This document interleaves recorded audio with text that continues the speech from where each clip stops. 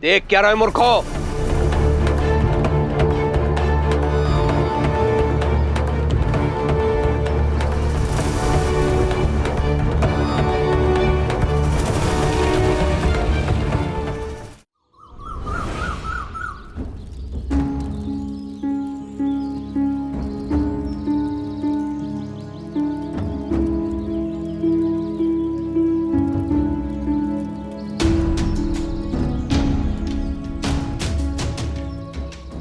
प्रणाम साईं। राम जी भला करें। तबीयत तो ठीक है ना रेहाना? हाँ साईं, मैं बिल्कुल ठीक हूँ। मैं तो यहाँ अपनी ननद सबा के लिए आई हूँ। बैठो सुबह, बताओ क्या बात है? साईं, ये देखिए।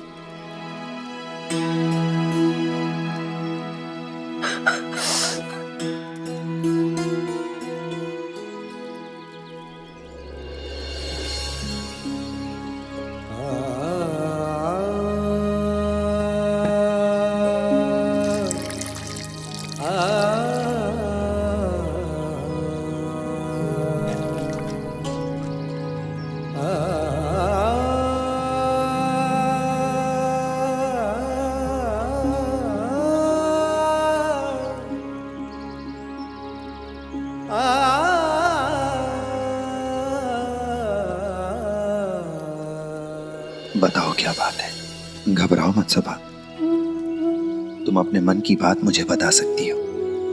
मन की बात कह लेने से मन हल्का हो जाता है।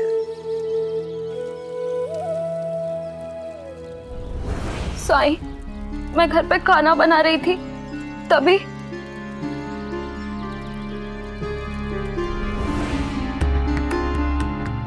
सबा, थोड़ी और दाल देना। जी अभी लाई।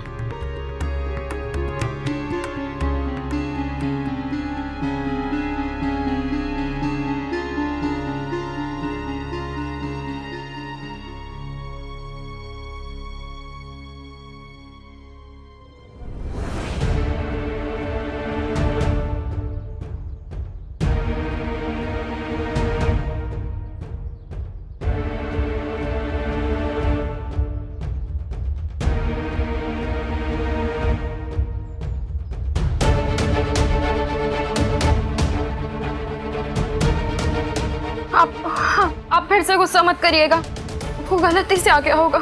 गलती से? ऐसा गंदा खाना खिला रही हो मुझे? आखिर ध्यान कहाँ रहता है तुम्हारा? माफ कर दीजिए, मुझे नहीं पता ये कैसे आ गया। आइंदा ख्याल रखूंगी। मुझे कुछ नहीं सुनना है। पहले गलती करती हो और फिर कहती हो गुस्सा ना करूं। क्या चाहती हो तुम? मैं भूखा मर जाऊं? खुदा के लिए ऐसे मत कहिए, मैं फिर से बना के ले आती हूँ ना। आप ऐसे खाना छोड़ के तो मत जाइए। हट जाओ मेरे रास्ते। तुम इसी सजा के काबिल हो सबा।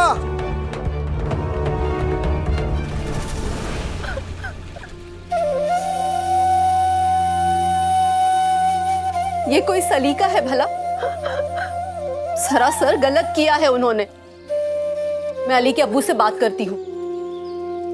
नहीं भाभी नहीं, अगर उन्हें पता चल गया कि मैंने उनकी शिकायत की है तो फिर वो और ज्यादा गुस्सा करेंगे मुझ पर सबा, अगर तुम ऐसे ही डरती रहोगी तो हालात तो बद से बदतर होते जाएंगे। पर तुम्हारा नजरिया भी सही है। अगर ये वाकया सलीम और सुल्तान को पता चला तो ना जाने जज्बाती होकर वो क्या कर गुजरे। मैं तुम्हारे घाव के लिए तुम्हें एक लेप देता हूं, पर ध्यान रहे ये लेप ना तो मैं तुम्हें लगाऊंगा और ना ही रेहाना। ये लेप तुम्हें अपने शौहर से लगवाना होगा।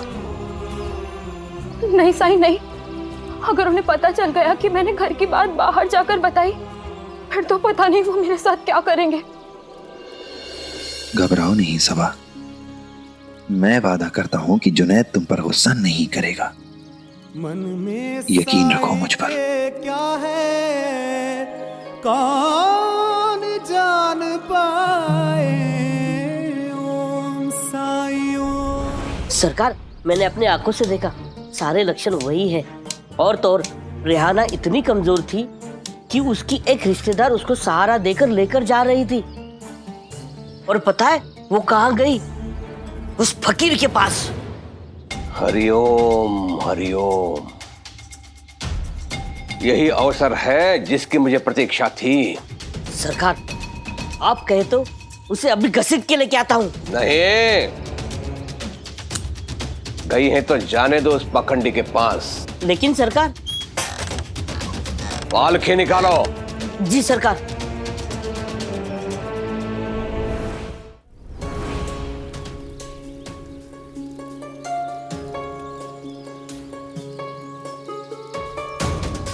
आओ जुनैद।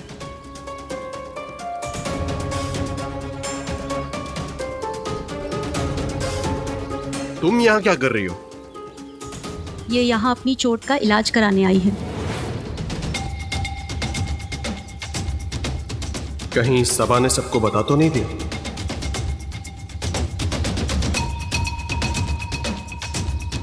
ऐसा कौन सा गहरा जख्म हो गया जो इलाज के लिए साईं के पास चली आई? अब क्या बताऊं रेहाना भाभी, हमेशा इसे कहता हूं थोड़ी सावधानी से रहो, लेकिन ये मेरी हर बात को हवा में उड़ा देती है।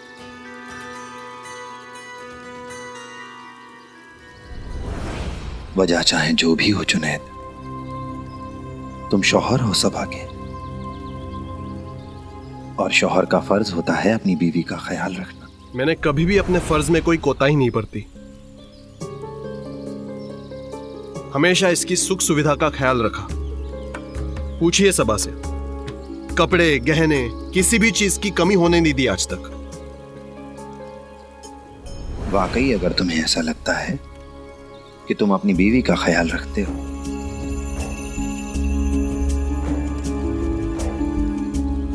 तो ये जो लेप मैंने बनाया है, इसे तुम अपने हाथों से सबा के माथे पर लगाओ।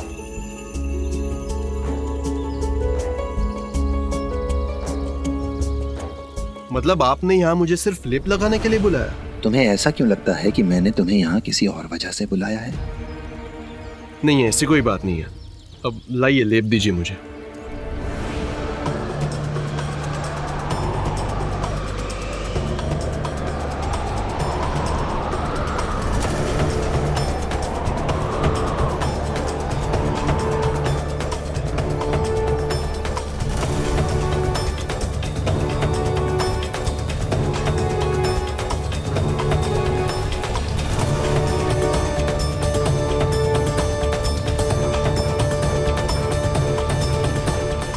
जुनैद, ये क्या किया तुमने?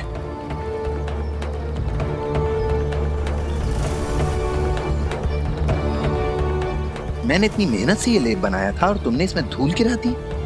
सब बर्बाद कर दिया तुमने।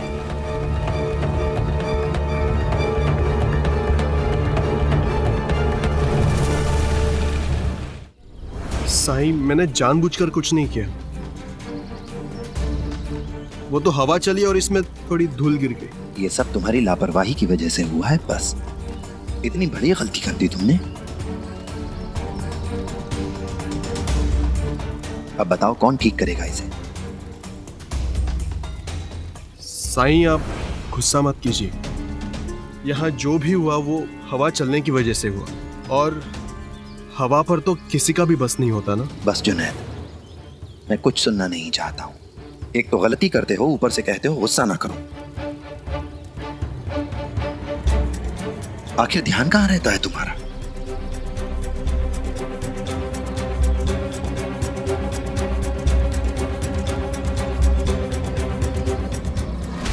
आखिर ध्यान कहां रहता है तुम्हारा? माफ कर दीजिए, मुझे नहीं पता ये कैसे आ गया। आइंदा ख्याल रखूंगी। मुझे कुछ नहीं सुनना है।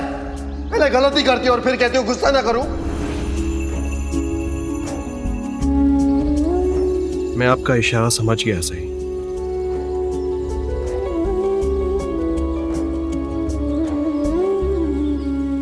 सबा को धक्का देकर मैंने बहुत बड़ी गलती की, लेकिन साई, जब मैं काम पर जाता हूं और वहां मुझसे कोई गलती होती है, तब मेरा मालिक भी मुझ पर चिल्लाता है। सबा की एक गलती पर अगर मुझे गुस्सा आया तो क्या ये वाकई इतना गलत है? मेरा इरादा तो सिर्फ यही था कि सबा आइंदा से थोड़ी सावधान रहे और सतर्क रहे। खैर जाने दीजिए। आप ये बताइए, गांव में इतनी बीमारी फैल रही है, अगर ये ऐसे खाना बनाएगी तो खुद भी बीमार होगी और मुझे भी कर देगी। तो क्या इसे सिखाने के लिए गुस्सा करना गलत है? आप सबा से पूछिए, जब ये कोई गलती नहीं करती तो क्या मैं उससे गलत व्यवहार करता हूं? चोट पहुंचाने के लिए मैं उससे माफी मांगता हूं। मुझे पता है वो मेरी गलती थी, लेकिन गलती नहीं, गुनाह था। तुम्हारे खाने में एक बाल क्या निकल आया, तुम्हें इतना गुस्सा आ गया कि अपनी बीवी को धक्का दे दिया तुमने। जुनैद, गुस्सा हमारी कमजोरी है और इस कमजोरी पर काबू पाना ही होगा। परिवार को प्यार से, उनकी गलतियों को माफ करके, नजरअंदाज करके, उन्हें प्रोत्साहित करके इकट्ठा रखा जाता है।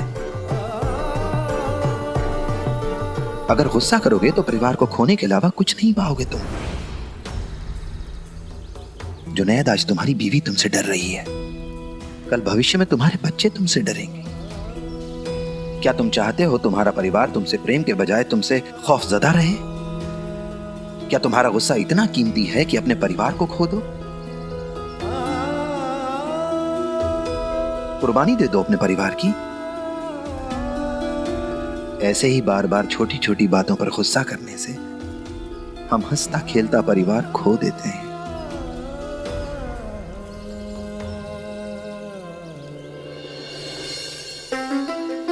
मैं अपनी करनी पर बहुत शर्मिंदा हूं साईं। आपसे तहे दिल से माफी मांगता हूं। मुझसे माफी मत मांगो जुनैद। अगर माफी मांगनी ही है तो सबा से मांगो, जिसके गुनहगार हो तुम, जिसे चोट पहुंचाई है तुमने।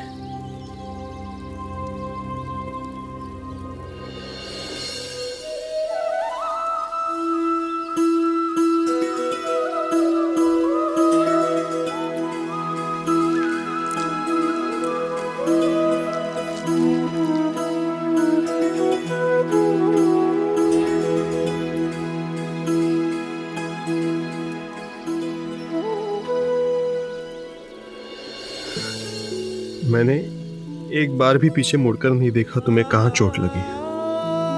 तुम्हारी चीख सुनने के बाद भी नहीं पलटा। सबा, क्या तुम मुझे माफ कर सकती हो? मैं वादा करता हूं तुमसे, आइंदा ऐसा कोई काम नहीं करूंगा जिससे तुम्हारा दिल दुखे।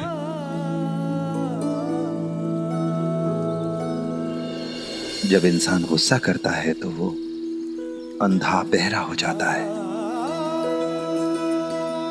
उसकी सुनने देखने की क्षमता काम नहीं करती है। दूसरे की तकलीफ, उसके दुख को ना तो वो देख पाता है, ना महसूस कर पाता है, ना समझ पाता है। और ऐसे में कई बार हम ऐसे काम कर बैठते हैं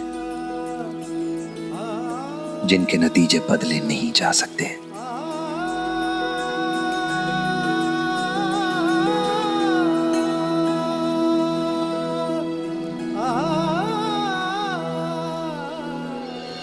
ये लीजिए साईं।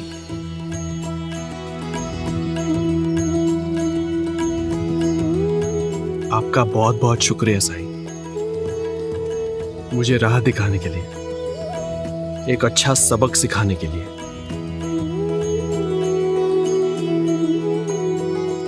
राम जी भला करे।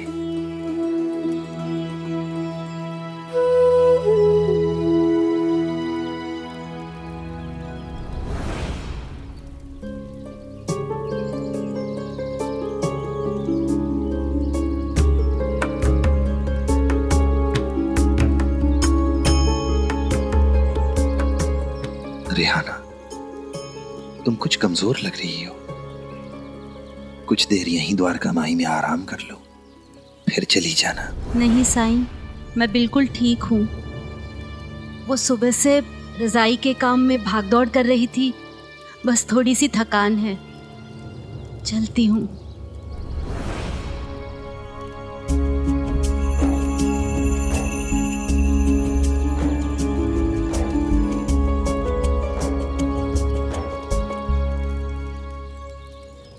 पानी पानी पानी।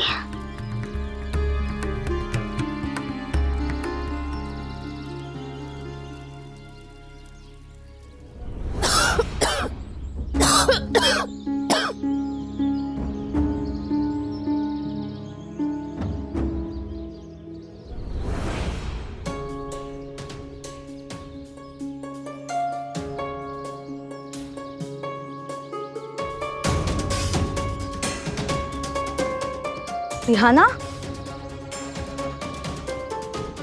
रिहाना, क्या हो गया तुम्हें? चक्कर आ गया था। अब कैसे लग रहा है? अभी भी चक्कर आ रहा। साईं ने सही कहा था कि थोड़ी देर द्वारका माई में रुककर आराम कर लूं। कि मुझे लगा मैं ठीक हूँ, घर चली जाऊंगी, लेकिन अब हिम्मत नहीं पड़ रही। द्वारका माई जाकर आराम कर लेती हूँ, और तबीयत खराब है तो साईं उठी दे देंगे तो थोड़ा ठीक लगेगा। चलो मैं लेके चलती हूँ। तुम्हें उपचार की आवश्यकता है रेहाना, आराम की नहीं।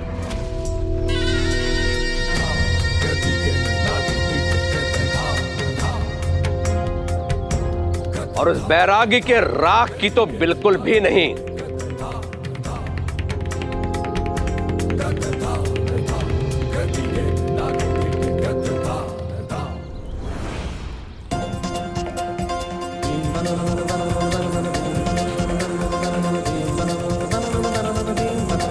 जीवताई, आप गोविंदा को दाल का पानी पिलाइए, मैं अभी आया। जी।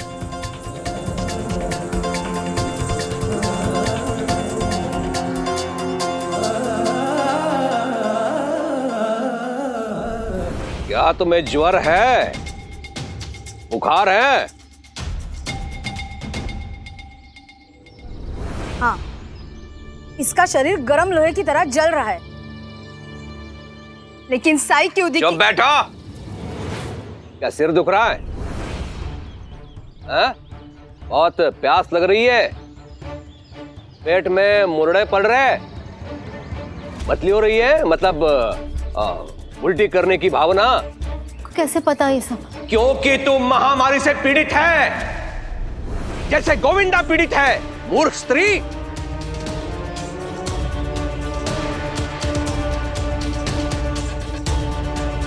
हरिओम हरिओम। इससे पहले तेरी बीमारी के कारण सारा गांव संक्रमित हो, तुम्हें महामारी शिविर भेजना पड़ेगा। नहीं,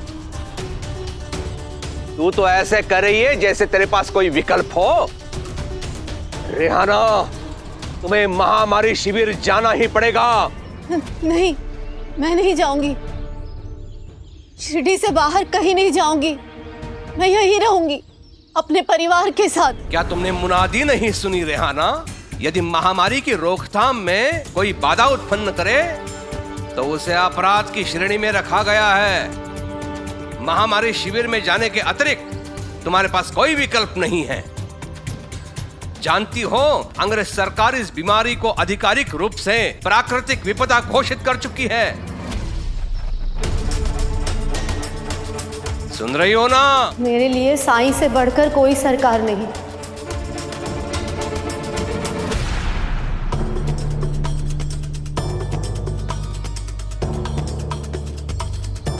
क्योंकि मुझे अच्छी तरह से पता है कि मैं तब तक सुरक्षित हूं जब तक मैं साईं के साथ हूं। अगर मैं बीमार हूं तो साईं मेरा इलाज करेंगे।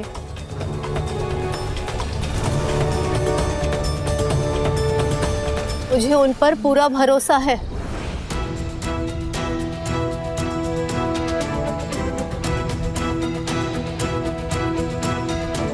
साई,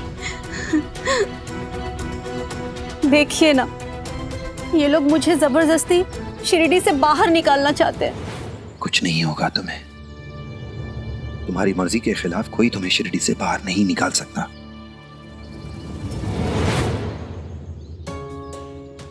कुलकर्णी सरकार, आप लोगों को उनकी मर्जी के खिलाफ शिरडी से बाहर नहीं निकाल सकते। ये गलत है और मैं ऐसा आपको नहीं करने दूंगा। देख क्या रहे मूर्खो, ले जाओ इसे।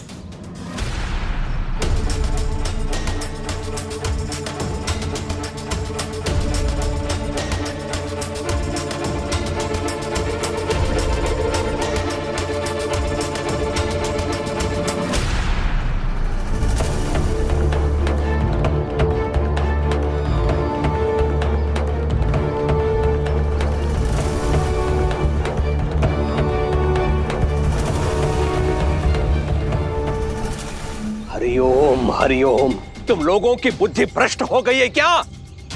जो अंग्रेजी डॉक्टरों की जगह इस फकीर को चुन रहे हो, उस पर भरोसा कर रहे हो। आप ही ने तो कहा था इसका इलाज महान अंग्रेज सरकार के पास भी नहीं है, और गोविंदा का इलाज तो साईं कर रहे हैं। तो हुआ इलाज? बताओ, कहाँ है गोविंदा? दिखाई क्यों नहीं दे रहा है? न खेलता कूदता, न उठता बैठता, कहां है गोविंदा? इसका अर्थ यह है कि गोविंदा अभी भी खंडहर में और अस्वस्थ है। अगर ये तुम्हारा बैरागी सब कुछ कर सकता है तो अब तक गोविंदा ठीक क्यों नहीं हुआ? पहला रोगी ठीक भी नहीं हुआ और दूसरा रोगी सामने आ गया। कहां गई तुम्हारे बैरागी की शक्ति?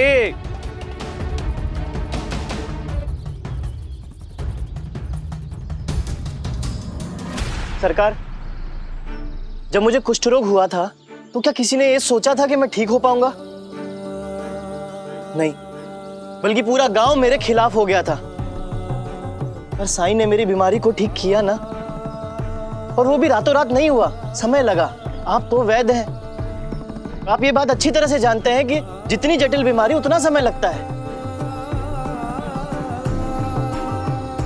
तो फिर अगर गोविंदा को ठीक होने में समय लग रहा है तो इसका अर्थ ये नहीं है कि वो ठीक नहीं हो पाएगा। अगर साईं ये कह रहे हैं कि हमें चिंता करने की कोई जरूरत नहीं है तो वाकई में नहीं है। हमें अपने साईं पर पूरा विश्वास है। तुम मूर्ख लोग समझने का प्रयास क्यों नहीं कर रहे हो कि मैं ये सब तुम्हारे भलाई के लिए कर रहा हूं? विश्वास नहीं हो रहा है ना, तो पूछिए रेहाना से। मैं बताता हूं वो कहां गई थी। वो गई थी खंडहर,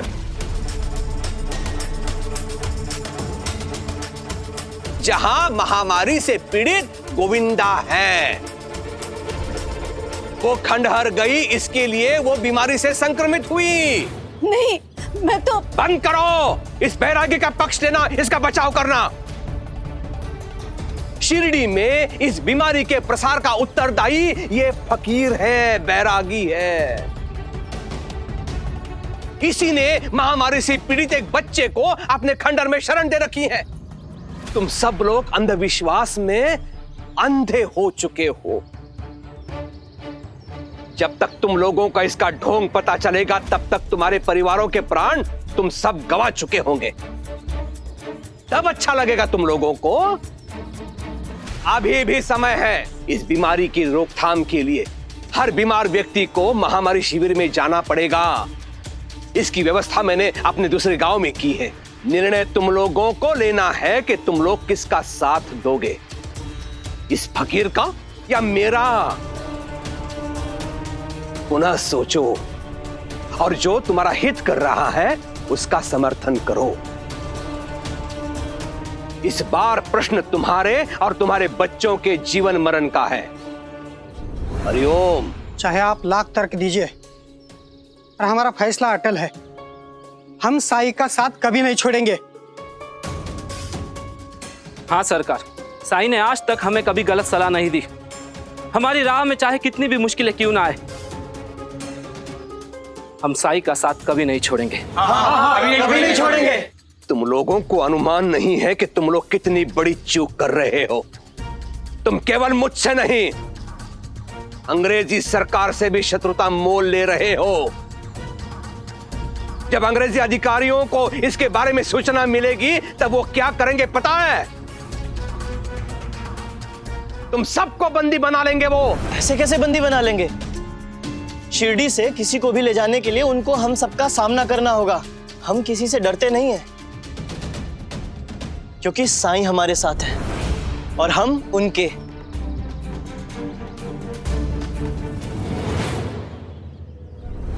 मैं तो आपके लिए बहुत चिंतित हूँ सरकार। देखा ना आपने, वो फकीर कैसे सारे गांव वालों को आपके खिलाफ भड़का रहा था।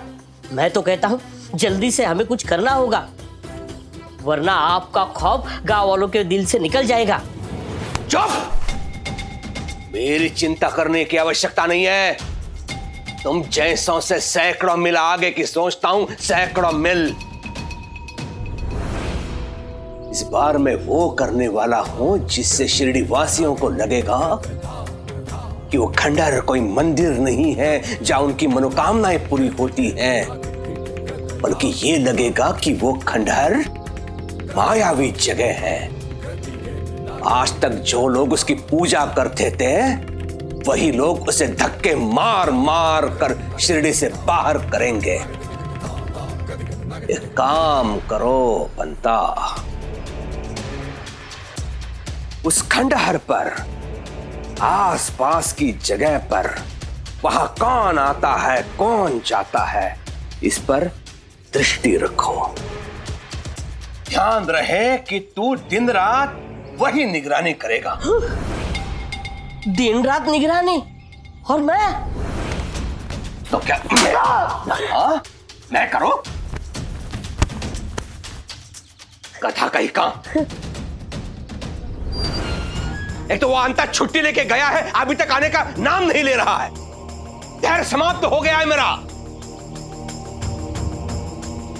एक काम करो, अंता को बता देना यहां दोबारा आने की कोई आवश्यकता नहीं है, मैंने उसे नौकरी से निकाल दिया है। सरकार, अंता जी का पुत्र आया था, कुछ जरूरी काम की वजह से वो नहीं आ पा रहे, इसीलिए उन्होंने अपने भाई को भेज दिया है। लेकिन महामारी की वजह से कोई बैलगाड़ी वाला आने के लिए तैयार ही नहीं है। देखो, अभी तक आया नहीं, बहाने शुरू हो गए इसके। आखिर भाई किसका है? अंता का ही तो है। अकल भी भैंस की तरह ही होगी। जाओ, जाके निगरानी करो वहां। जी सरकार। हरिओम हरिओम। अम्मी, रिहाना, अम्मी, रिहाना,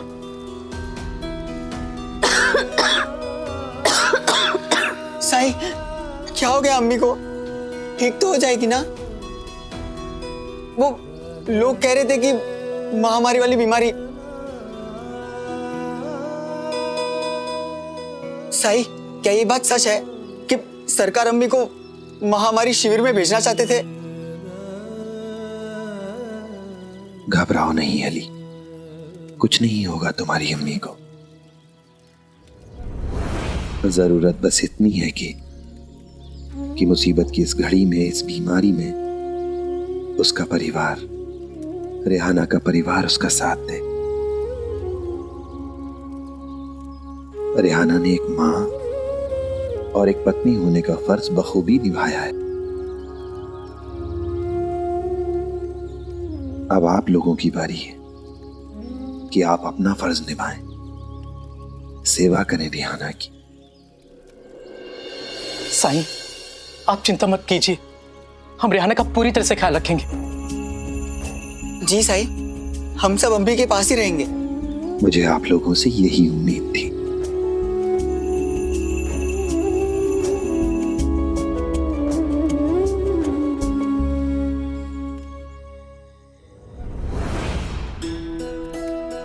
लाओ लाओ, खीर भी लाओ। अब तो बताइए कि आपने इतना सारा खाना बनाने की जिद क्यों की? क्योंकि ये खुशखबरी है। नगर से आज अंग्रेजी सेना का एक आदमी आया था। उसने मुझे 100 कंबल बनाने का काम सौंपा है। और इतना ही नहीं, अगर उसे काम पसंद आया तो वो आगे भी बनवाएगा। कावेरी, ये मेरी जिंदगी का सबसे बड़ा सौदा है। अब मैं अपने बेटे के भविष्य के लिए कुछ पैसे बचा पाऊंगा। ये तो वाकई में खुशखबरी है। लो बेटा। लेकिन इतना सारा खाना क्यों बनवाया? मुझे लगा कोई मेहमान आने वाले होंगे, पर इतना सारा खाना क्या हम खा पाएंगे? कावेरी, अब से हम जी भर के जो चाहे वो खा सकते हैं। वो तो ठीक है, पर इतना खाना? चिंता छोड़ो और तुम भी खाने का मजा लो। आज खुशी मनाने का दिन है। चलो बेटा शुरू करो।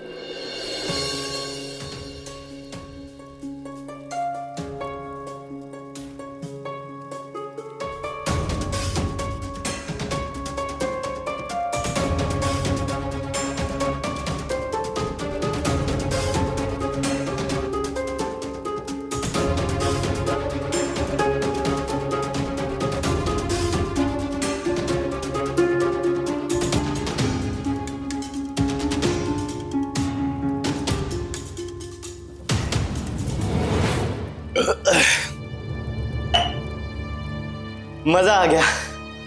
चलो अब सोते हैं, मुझे बहुत सारा काम है कल।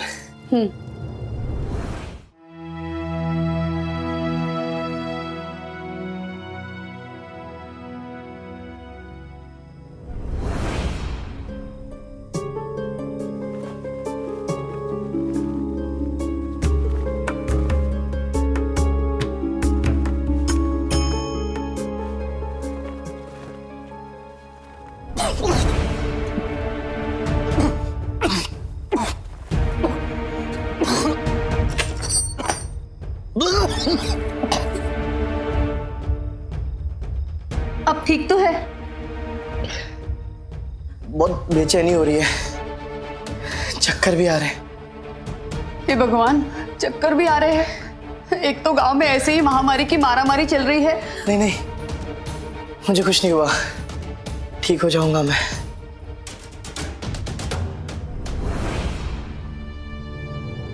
पर मैं कोई खतरा मोल भी नहीं ले सकता। हमें अभी साईं के पास चलना चाहिए, जो भी कुछ होगा वो ठीक कर देंगे। ठीक है, चलो। चलिए।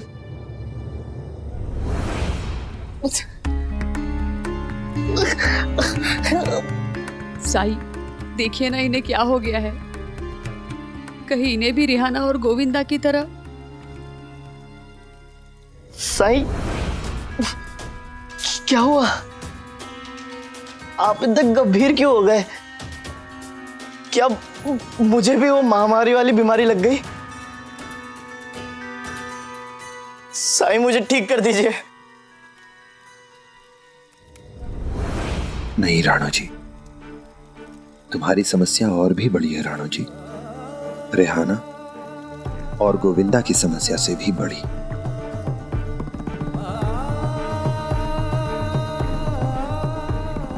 मैं तो केवल इतना जानता हूं, जहां साईं है वहां समस्या नहीं रह सकती।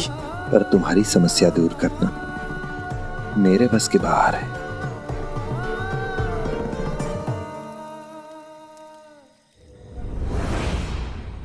हरिओम। बल्लो, तुम लोगों को यहाँ पे क्यों बुलाया है ये जानते हो ना? इस बार माफ कर दीजिए सरकार, हम आपका सारा कर्ज चुका देंगे। अभी हम लोगों के पास पैसा नहीं है सरकार। मेरे कान पक गए हैं ये सुन सुन के, किंतु अब नहीं। मैंने निर्णय ले लिया है, ये रात खत्म होने तक अगर तुम लोगों ने मेरा ऋण नहीं चुकाया तो मैं तुम लोगों को थाने ले चलूंगा। राम सरकार। सरकार आप जैसा कहेंगे वैसा हम करेंगे सरकार। बस हमें थाने मत ले जाइए सरकार।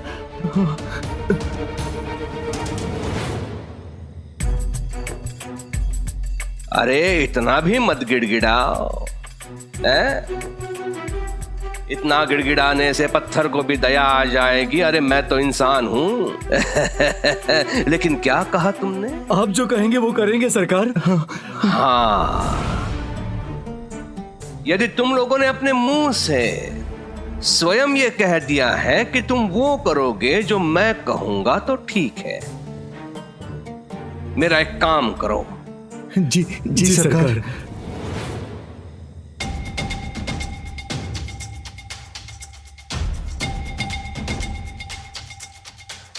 इसमें क्या है सरकार? यह औषधि है। सामान्यतः औषधि से आदमी ठीक हो जाता है, लेकिन इस औषधि का सेवन करने से आदमी बीमार पड़ जाता है। इसे किसे देना है, कैसे देना है, वो तुम्हें कल ज्ञात हो जाएगा। लेकिन सुनो, यदि तुम लोग इस काम में सफल हुए तो मैं तुम लोगों को अपने ऋण से मुक्त कर दूंगा। जी सरकार, जैसा आपने कहा है वैसा ही होगा सरकार। साईं, दुनिया में ऐसा कौन सा मर्ज है जिसे आप ठीक नहीं कर सकते? मैं किसी की पाप करने की मंशा को ठीक नहीं कर सकता। पाप? साईं, मैंने कहा कोई पाप किया है या मेरे करने की कोई इच्छा है? क्या तुम मेरे कुछ सवालों का ईमानदारी से जवाब दोगे? जरूर दूंगा साईं। क्या खाना खाने से पहले भी पेट में दर्द था? नहीं। रोज जितना भोजन करते हो आज उससे ज्यादा भोजन किया ना? हाँ साईं, बहुत बड़ा काम मिलने की खुशी में आज हमने घर में ही दावत मनाई। थोड़ा ज्यादा ही खा लिया था। अरे कभी कभी तो ज्यादा खाना चलता है ना साईं। रुको, दिखाता हूं तुम्हें कुछ।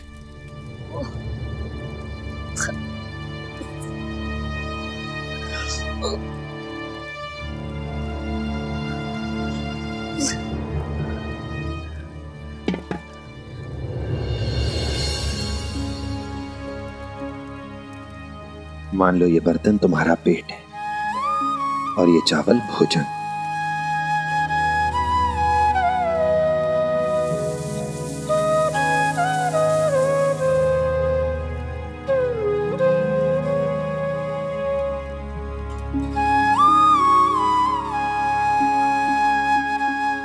देखा तुमने? ऐसे ही खाने की एक निश्चित मात्रा पेट में जाने के बाद हमारा पेट भर जाता है। पर तुम्हें तो लगता है जब दावत उड़ाई जाती है तो जरूरत से ज्यादा खाया जाता है। अब देखो,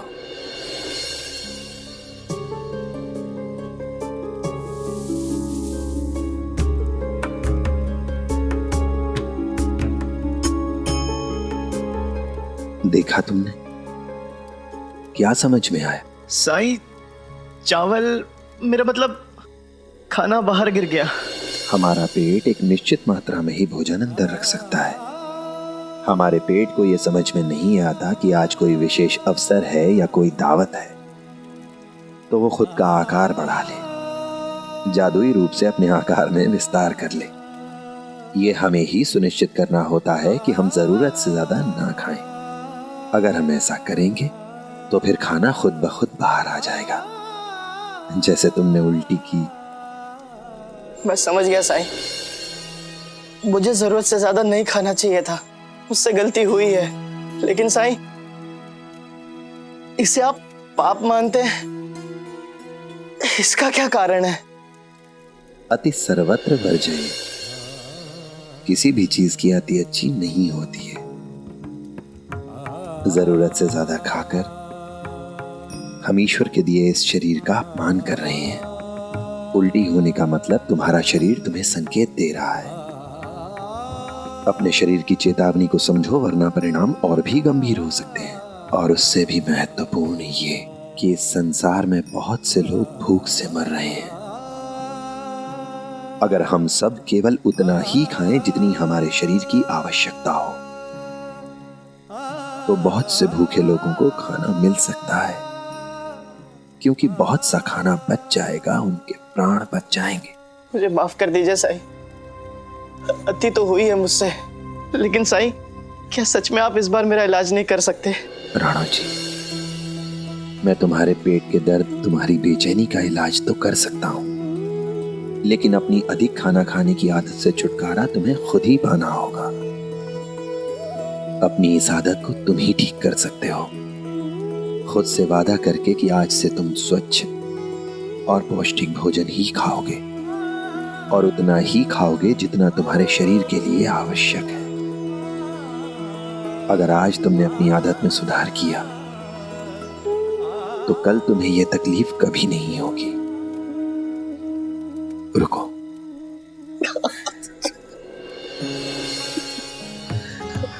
बहुत दर्द हो रहा है।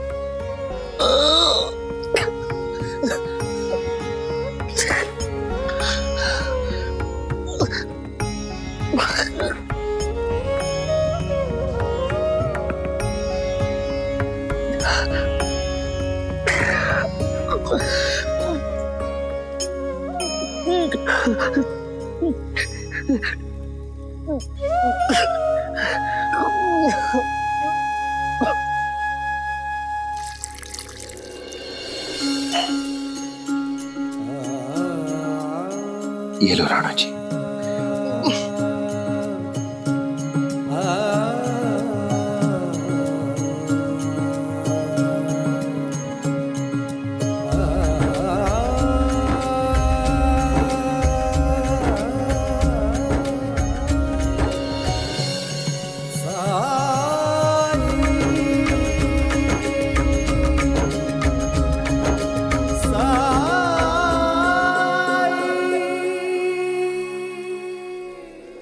मेरा दर्द चला गया साईं, मैं ठीक हो गया, मैं ठीक हो गया कावेरी।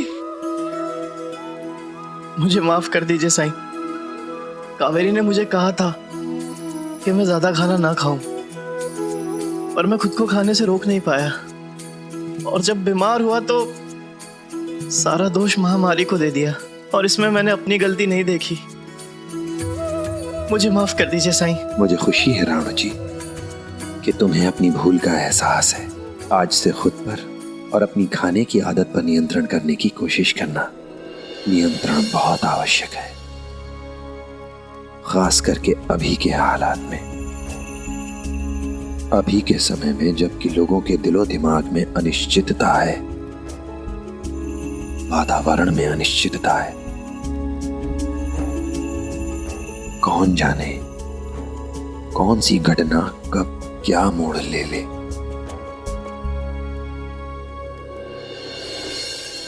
ठीक है साईं, चलता हूं। राम जी भला करें।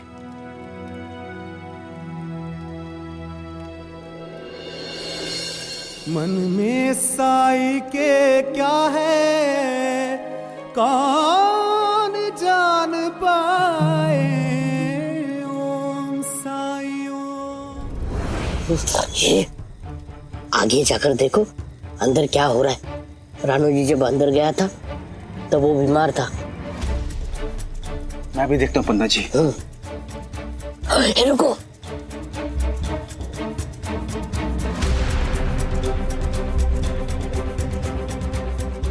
ये तो ठीक लग रहा है,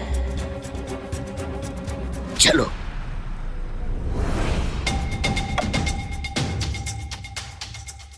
ए रानू जी, इतनी देर तक अंदर क्या कर रहे थे?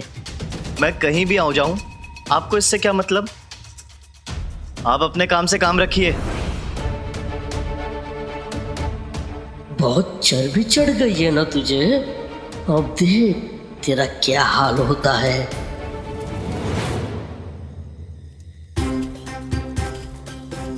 सरकार, क्या कहा था मैंने तुमसे? खंडर के पास से हिलना नहीं है, वहां के पल पल की जानकारी मुझे चाहिए। सरकार,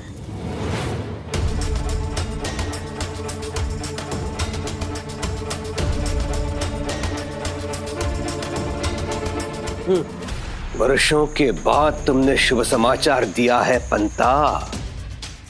चाल तो बहुत पहले सोच ली थी मैंने, बस अब मोहरा मिल गया। हरिओम।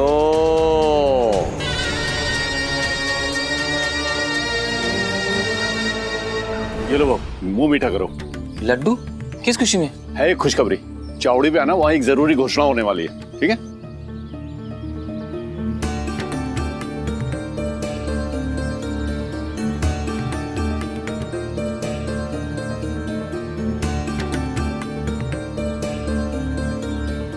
अरे बल्लू, तुम यह शिरडी में कैसे आना हुआ? और ये मिठाई क्यों बांट रहे हो भाई? अरे भाई, है कुछ खुश खबर। आप तो एक काम करो, ये लड्डू खाओ, है ना? चावड़ी पे आइएगा, सबको बताऊंगा एक साथ। ठीक है।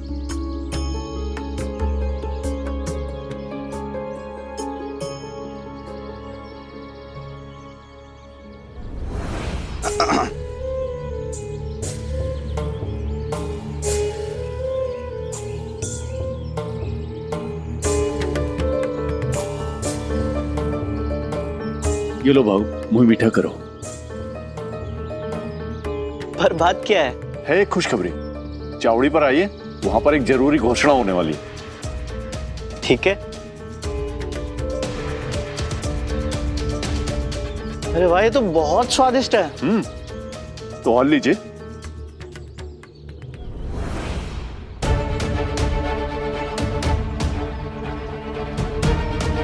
चावड़ी पर जरूर आइएगा।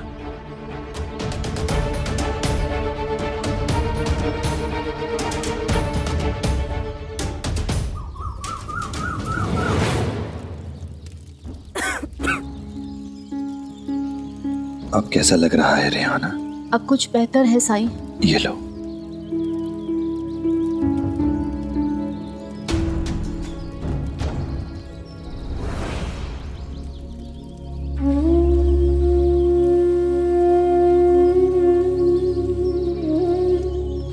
गोविंदा की तबीयत में भी सुधार आ रहा है अब।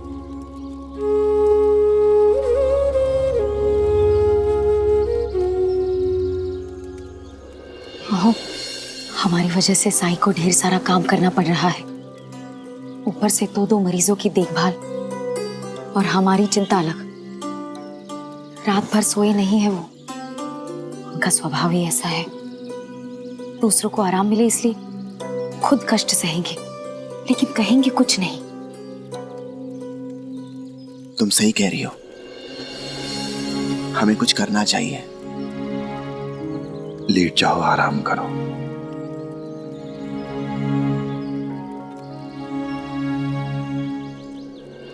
साईं, गोविंदा की तबीयत में अब सुधार आ रहा है, तो उसे घर ले जाते हैं। वही उसकी देखभाल कर लेंगे।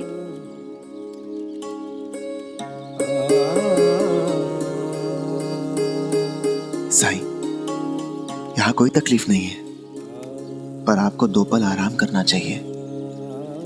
और फिर गोविंदा की तबीयत अब बेहतर हो रही है। द्वारका माई सभी की है, यहाँ कोई किसी पर बोझ नहीं है। और आप लोग भी जब यहाँ आते हैं तो अपनी क्षमता अनुसार मदद करते हैं, सेवा करते ही हैं ना। पर इस समय मुद्दा ये नहीं है।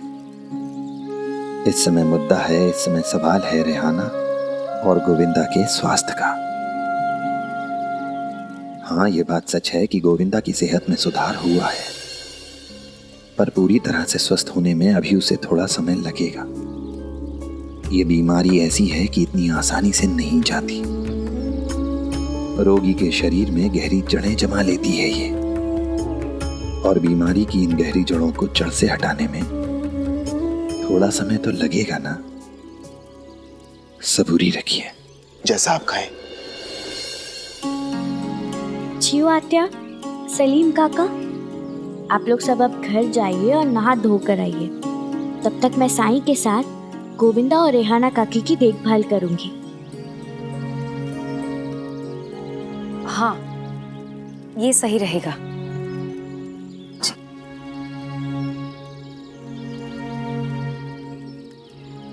रेहाना काकी, अब कैसी है आपकी तबीयत?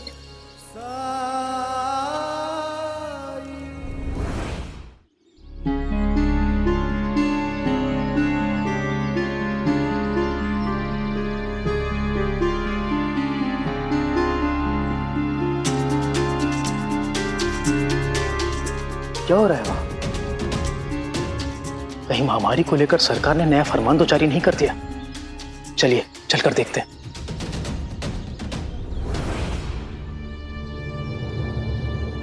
जो भी है उनका कहना सुन लेते हैं। पाटिल जी, क्या हुआ, इतने सारे लोग जमा क्यों हैं यहाँ? मेरे प्यारे भाइयों और बहनों, आप सब यहाँ पर एकत्रित हुए, इस बात के लिए आप सबका बहुत बहुत धन्यवाद। हम सब आप सबके साथ एक खुशखबरी साझा करने के लिए आए हैं। दरअसल 10 दिन पहले जब हम सब नगर से वापस लौट रहे थे तो हमारी तबीयत अचानक खराब हो गई। जब हमारी जांच हुई तो हमें पता चला कि हम महामारी से पीड़ित हैं। लेकिन आप तीनों तो भले चंगे दिख रहे हैं। अरे भाई, यही तो खुशखबरी है। दरअसल हम सब बेहद चिंतित थे, मगर शुक्र है कुलकर्णी सरकार का, वो हमारे भी गांव के मुखिया है ना। आप सब तो जानते ही हैं कि वो कितने सख्त हैं। हमारे विरोध के बावजूद उन्होंने जबरदस्ती हमें महामारी शिविर में भेज दिया।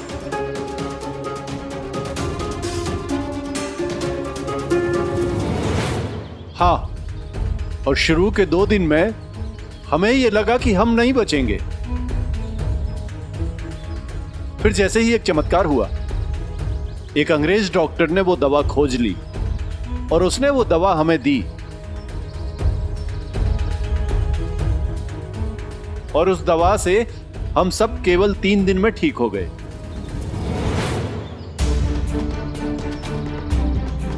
लेकिन क्या आपको पक्का यकीन है? क्योंकि कुलकर्णी सरकार ने खुद कहा है कि महामारी का कोई इलाज नहीं है, ना उनके पास ना अंग्रेज सरकार के पास। हाँ, लेकिन अब ये पुरानी बात हो गई। पर ये कैसे संभव है? साई ने मुझसे खुद कहा है कि इस बीमारी का इलाज इतना आसान नहीं है और किसी को भी स्वस्थ होने में काफी समय लगेगा। हाँ, तो मैं कहाँ कह रहा हूं कि साईं गलत है।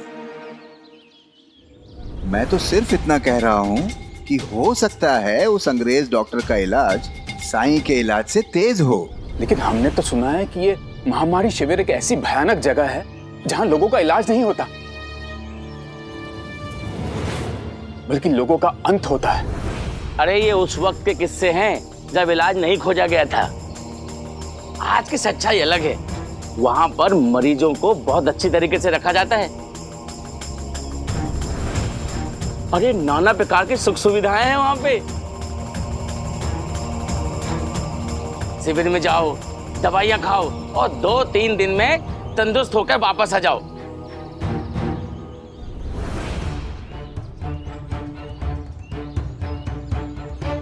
हमें तो नया जीवन मिला है, इसीलिए गांव-गांव जाके मिठाइयां बांट रहे हैं। अरे जश्न मना रहे हैं, जश्न।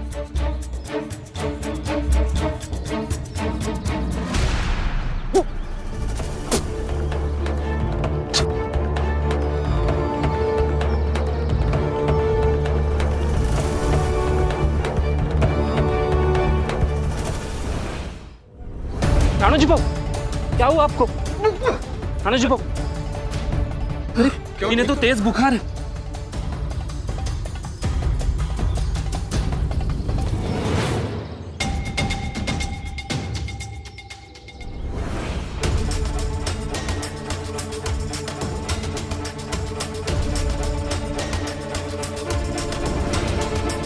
पानी, कोई पानी लाओ जल्दी।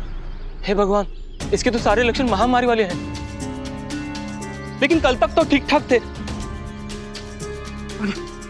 पानी पीजिए। इन्हें महामारी वाली बीमारी नहीं लगी है। क्या आपने फिर जरूरत से ज्यादा मात्रा में कुछ खाया? नहीं, इन्हें महामारी वाली बीमारी छू भी नहीं सकती, क्योंकि जैसे साई ने हम सबको बताया है वैसे मैं अपने घर की अच्छे से सफाई रखती हूँ, सबको पीने के लिए उबाला हुआ पानी भी देती हूँ, तो फिर इन्हें कैसे पकड़ सकती है महामारी? हाँ, बीती रात को ज्यादा खाने की वजह से इन्हें उल्टी हुई थी और हम तभी इन्हें साई के पास लेकर गए थे। क्या कहा तुमने? कल रात को राणो जी को लेकर तुम कहाँ गई थी?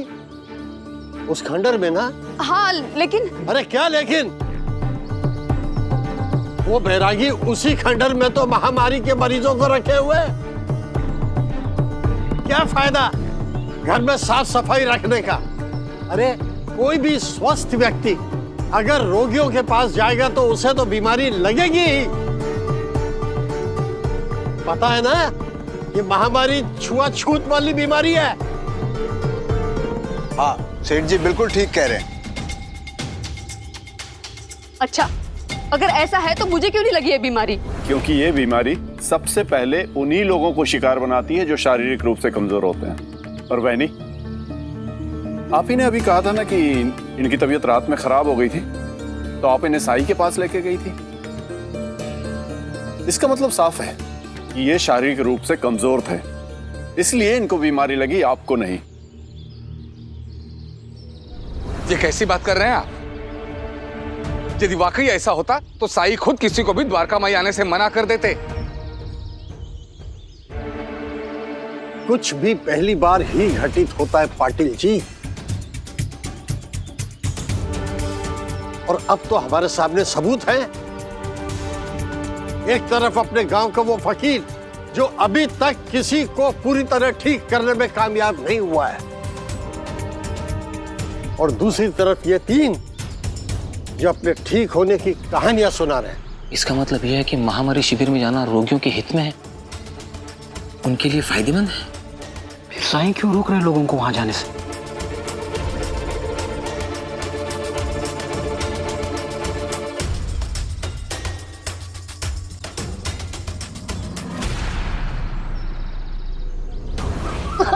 संभालो, खुद को संभालो, कुछ नहीं होगा, कुछ नहीं होगा।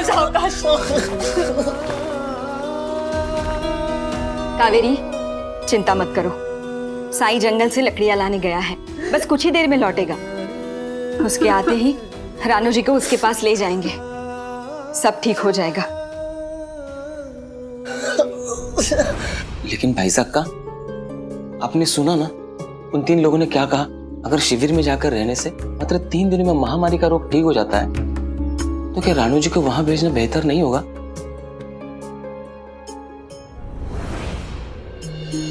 इससे पहले भी साईं ने रानू जी को ठीक किया था, तो फिर उसके रहते इस बार भी रानू जी को कुछ नहीं होगा।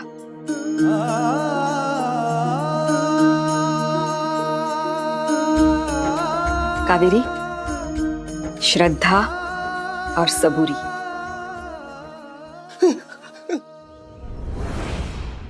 सरकार, सरकार,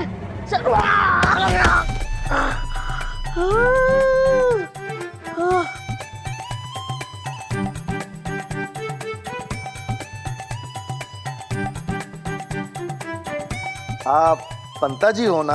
हाँ, और आप? मैं संता। अंता जी है ना, उनका छोटा भाई संता। भाव ने मुझे सब कुछ बता दिया है। आप किसी भी काम की कोई भी चिंता मत कीजिएगा, मुझे सब कुछ आता है। बस बस। हरिओम।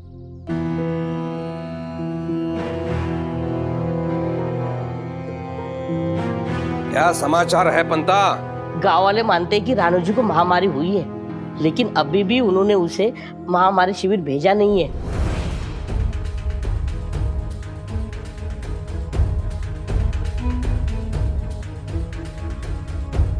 मतलब उसे अभी उठाकर लाना है? रुको, मैंने कहा तुम्हें जाने के लिए।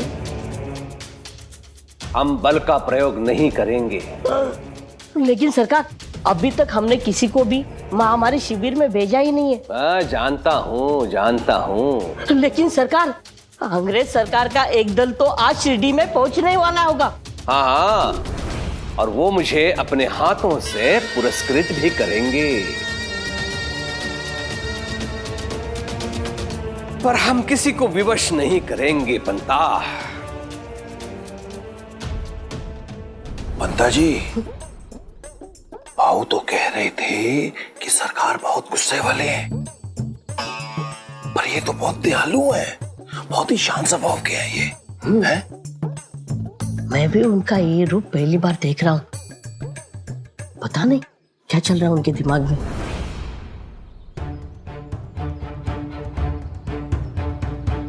लेकिन सरकार, रानू जी को दी गई दवाई का असर कुछ समय तक ही रह सकता है, तब तक हमें कुछ करना होगा।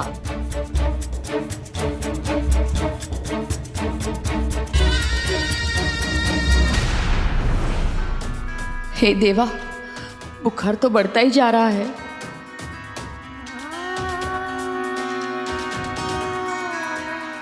बाइजा अक्का ने कहा था कि जैसे ही साई लौटेंगे वैसे ही हम साई के पास चलेंगे।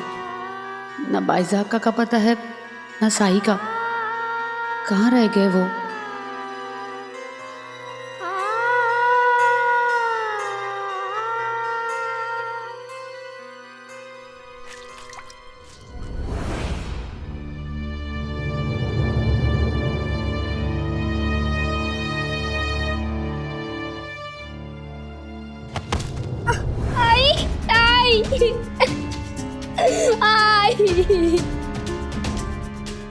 बेटा, क्या हुआ? संभाल के, संभाल के, संभाल के। साई, साई, साई।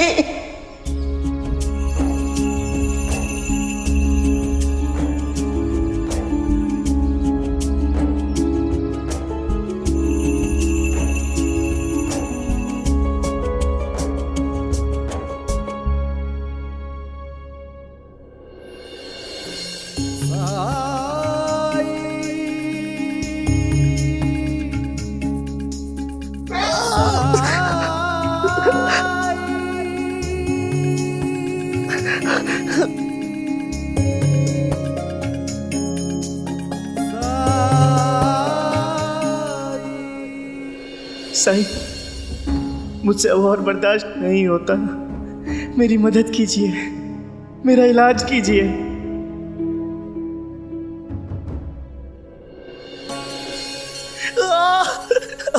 सबूरी राणू जी।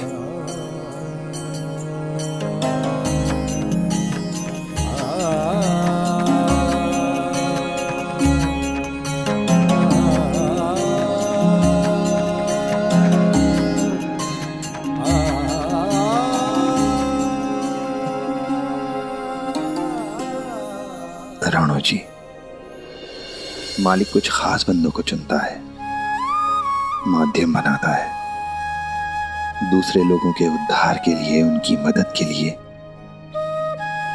और उनमें से एक खास इंसान आप हैं, इसलिए घबराइए मत। मेरी बात ध्यान से सुनिए। अभी कठिनाइयां और बढ़ेंगी, मुश्किलें और बढ़ेंगी, परंतु अंत बेहतर होगा, न सिर्फ आपके लिए बल्कि पूरे शिरडी वासियों के लिए। इसलिए अस्थाई दर्द से घबराइए मत, अंत भला होगा। साईं, अगर आप मेरे साथ हैं तो मैं हर मुश्किल से लड़ सकता हूं। बस मेरा साथ नहीं छोड़िएगा। लेकिन जो कुछ भी हो रहा है वो मालिक की मर्जी है। हो सकता है इसके लिए आपको मुझसे दूर जाना पड़े, पर आपको यह विश्वास बनाए रखना होगा कि मैं हमेशा आपके साथ हूं। साईं, अगर मेरे दर्द के पीछे कोई बड़ा उद्देश्य है तो मैं खुशी खुशी सह लूंगा। बस मुझे आपका आशीर्वाद चाहिए। राम जी भला करें।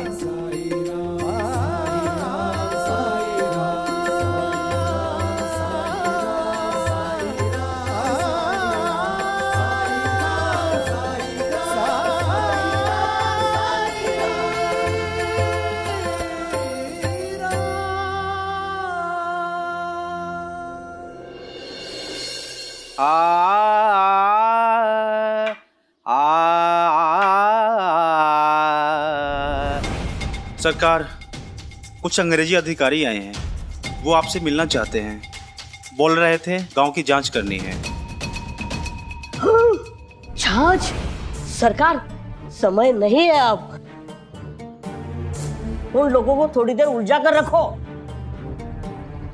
सरकार, हम अब भी जाते हैं, उन तीनों को उठाकर महामारी शिविर में फेंक के आते हैं। इसकी कोई आवश्यकता नहीं है पंता।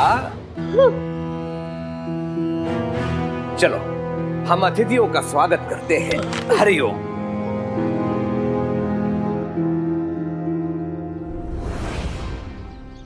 नमस्कार नमस्कार, आपका स्वागत है। आइए अंदर आइए। नहीं, अभी हमारे पास टाइम नहीं है, हम बहुत जल्दी में है। तो चलो हम गांव का इंस्पेक्शन कर ले पहला। अच्छा ये बताओ, अभी तक कितने मरीजों को महामारी कैंप में दाखिल किया है आपने?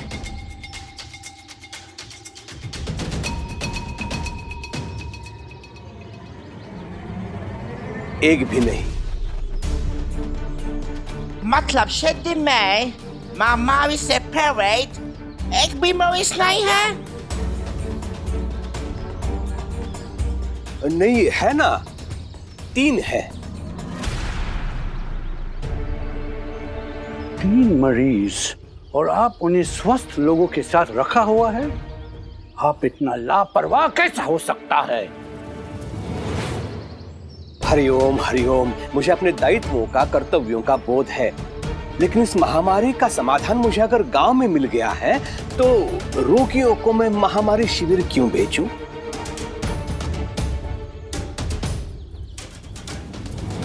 मतलब आपके पास इसका इलाज है? मेरे पास नहीं है, लेकिन एक फकीर है, उसके पास है।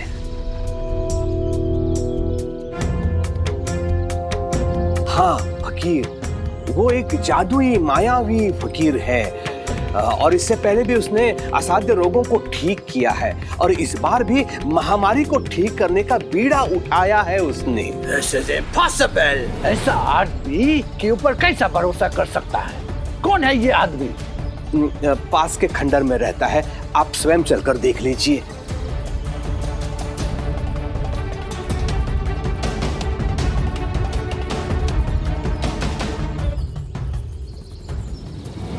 आज सरकार को हो क्या गया है? इतनी बहकी बातें कर रहे हैं। मतलब उनके मुंह से उस पाखंड की तारीफ निकल रही है।